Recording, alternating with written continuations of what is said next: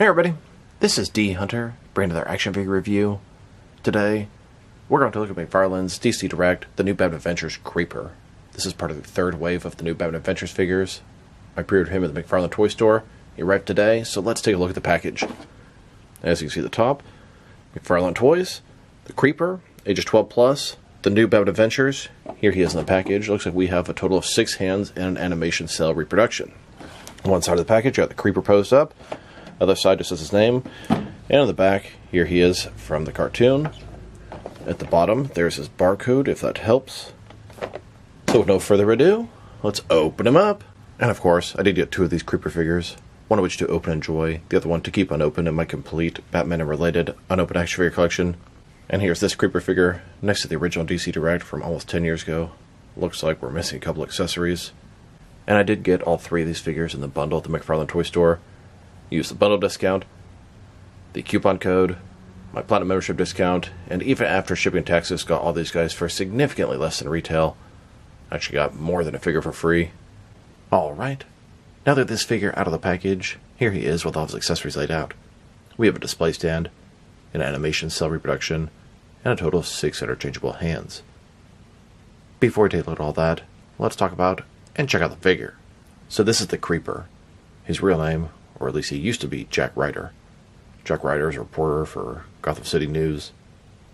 In the new Batman Adventures, the Joker threw Jack Ryder into the same chemicals that turned him into the Joker, and it turned him into the Creeper. He sort of became, I don't know, an anti-hero. I guess he's a good guy. Really goofy, really wacky, really wild. I'm sure he's been a villain many times before. In the comics, he originated in Gotham City, and is sort of a hero. But he's really weird. In my sort of headcanon, I always thought maybe he could work on and off for the Joker, and then kind of play both sides. It's a weird character, and it's done almost even weirder in the new Batman Adventures versus the comics. I always considered him a sort of Batman-related character, at least distantly. So let's take a look. Starting with his face here. Big, goofy smile. Green hair. Kind of reminds you of the Joker. He's got that weird expression. Not exactly surprised, but I don't know, maybe interested in how you're going to react to him. He's got this big sort of red weird thing on the back, and I've never really understood what that is supposed to be. It's like a cape, but it's like, I don't know, almost like hair. I've never understood what it was in the comics or anything. Totally yellow outfit. Green and black striped trunks, red boots, and red gloves. Single jointed elbow, single jointed knees. Now this figure is a pretty good size. A lot better than some of the puny DC Direct animated figures. But in turn, it makes him kind of inconsistent with the rest. Or maybe some of them are inconsistent with him. I like this size figure, but some of their figures, like Batman Beyond or the females, are just super, super tiny. And I wish they were a little bit more in line. And a closer look at his face and head sculpt. He sure looks like he could work for the Joker or be a Joker creation, and that's essentially what he is, but he came out considerably different.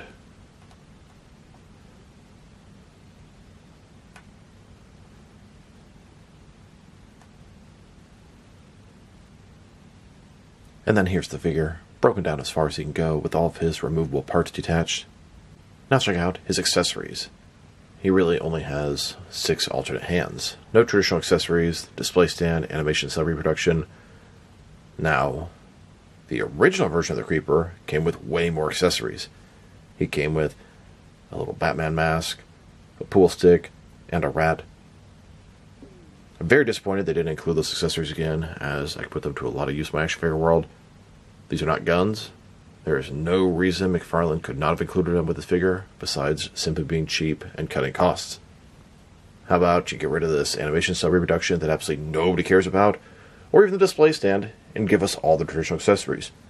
It's not like you have to sculpt anything new, just simply have a factory sort of make these molds. Definitely disappointed with that. So let's check out the boring stuff first. Here's the animation cell reproduction. Drop me a line in the comments if you actually care about this, because I don't think there's a single person that actually wants these. the new Batman Adventures, you can see it's the Creeper crawling on all fours. On the back, it has this little cardboard punch-out thing here, so you can display it kind of like a picture frame. Animation cell reproduction from Beware the Creeper, Season 2, Episode 10, and their numbering makes absolutely no sense. The new Batman Adventures was Season 4 Batman the Animated Series, so I would understand if it said Season 4, Episode 10, or if they wanted to say Season 1, Episode 10, being it's the first season of the new Batman Adventures. Not sure where the hell Season 2 comes from. Here's his display stand. It comes in 3 separate pieces. When put together, it looks like this. Now, I'm not a fan of traditional display stands. I think figures look bad with them, holding them up. And this one is even worse than like a traditional McFarlane display stand. This one, it's just very invasive, it has to wrap around your figure, and it's just big and bulky. I don't like the way it looks. At the bottom, the new Batman Adventures then has a post going to the top with this little clamp to hold your figure. Now, some of these DC Direct anime figures can be a little bit difficult to stand or keep standing for a long time, so I understand why they have these, but I'm just not a fan. Now let's look at his hands. He has a total of 6 of them, 3 right hands and 3 left hands. Here he is with his first pair of hands. These are his fists. And here's his second pair of hands. This is a pair of gripping hands to hold the accessories that he does not come with. And here's his last pair of hands. Sort of an open pair of hands. I would call these creeping hands. Here's a look at the accessories that came with the original Creeper figure that McFarlane neglected to include. And I'm definitely disappointed. I could use another set of these. We have a large pool stick here. Little blue chalk at the top. We have a Batman mask, and I've put this to a ton of use over the years. Sort of like a Halloween mask put on top of your face. And finally, a little mouse or rat. Now to check out the similarities and differences between McFarlane's re-release of the Creeper and the original DC Direct version. It is 100% same figure, same sculpt, same articulation, similar paint job, but some minor differences. So let's take a look. Now, typically, I find the McFarlane figures have inferior paint jobs, but a little bit sturdier plastic. But I hate to say it, on this guy, I think I like the paint job better. Look at the red on his, whatever the hell that thing is. It's a lot more vibrant. This one looks like it's sort of white and washed out. Now if you look at the face, one detail I notice is on top of the hair it's pure green, but his is sort of black underneath, and then green on top. Beyond that, the green is maybe a little bit darker on his trunks on this guy. But I do prefer the shade of red on the new one to the old one. The only thing I maybe don't like is how glossy it is. You can see how shiny it is on this thing versus the original one.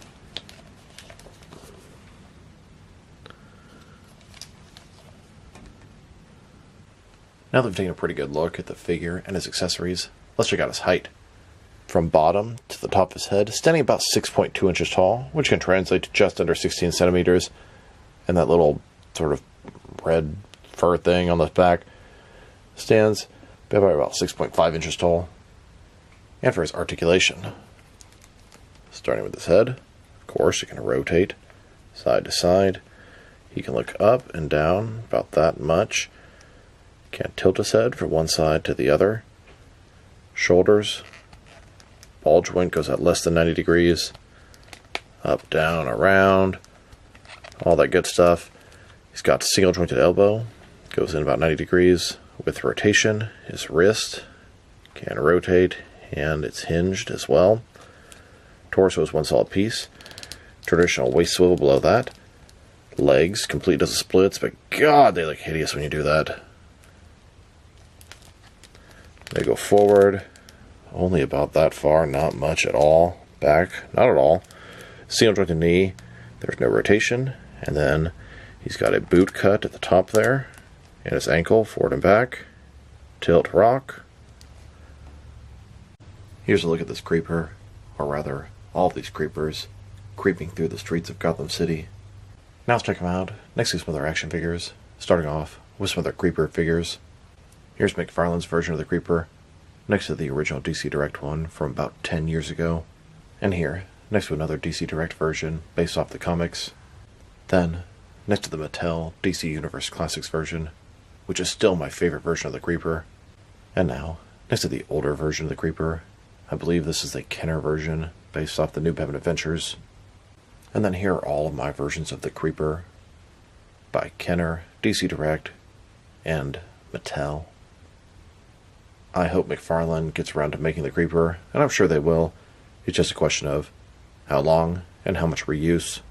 For the longest time, I used this Hasbro Marvel Legends animated Peter Parker as a sort of fill-in for Jack Ryder in my collection. Jack Ryder is a news reporter for Gotham City, just like Vicky Vale and Summer Gleason. I really enjoyed Jack Ryder in the Arkham games, and I always expected him to turn into the Creeper at one point, but it never actually happened. Now let's check him out, next to some other DC Direct animated figures. Here he is, next to the rest of his wave. This is Wave 3 of the new Batman Adventures. We have Anti-Fire Batman, the Creeper, and Firefly. Wave 4 is actually out already, and mine's on the way. That wave consists of the new Batman Adventures Scarecrow, Riddler, and Blue and Gray Batman. And it looks like there's no Platinum Chase variant in this wave, which surprises me. And here he is, next to the previous wave. This is Wave 2. Catwoman, Bane, Nightwing, and the Joker. Now look at the scale differences between the Creeper and Nightwing. Nightwing's a young adult. Jack Ryder's a young adult. They should be about the same size. I don't think Jack Ryder got super big when he went to the Joker chemicals. The scaling is just inconsistent on this line.